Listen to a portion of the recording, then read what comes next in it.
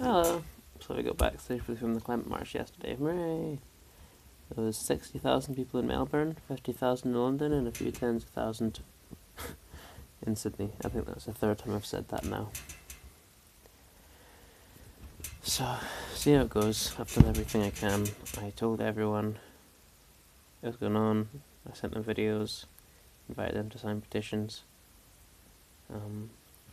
told them what trains to get and stuff. I don't think I could have done it anymore.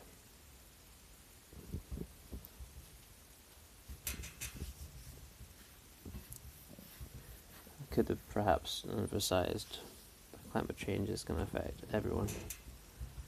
But you can always do more, and if they weren't interested, then they weren't interested.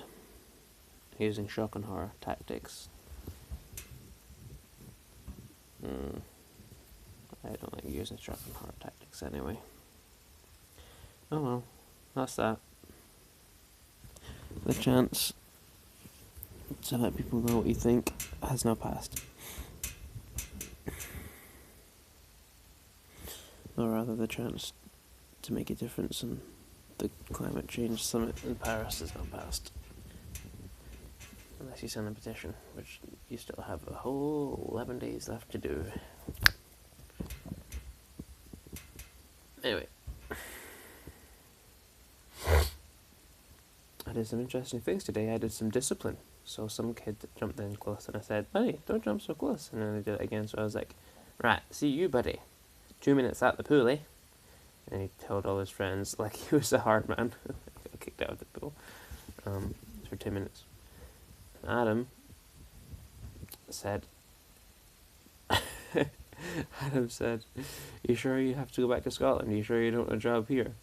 So it's hard to tell if Adam was joking or being serious. It's actually quite hard to tell. But regardless, I think I gotta go back to Scotland and work on some renewable energy or nuclear energy. All renewable energy comes from nuclear. All the renewable energy comes from like wind and solar and stuff. Whether that be waves. Oh, the tidal energy doesn't. That comes from the moon. The rest of them come from the sun. That's where the energy for the wind and the waves and the wind and the sun comes from. And that's a big old nuclear reactor. So really, all renewables, nuclear. Anyway, whatever. Or carbon capture and storage, or energy storage. Oh yeah, Bruce Webb wrote back to me, the vice principal of one of the aspects of BP. So he said, great initiative. Yeah, you can't really do much unless the government agreed to have a global carbon cap, because, you know, any business that they pass up on is just going to be, well, when their shareholders will be mad they didn't do it, and then they'll close down, or someone else will do it anyway. So it's got to be the government's. It's got to be illegal to take out this oil and gas and coal out of the ground. Oh wow, 3.5 minutes. I better go move on.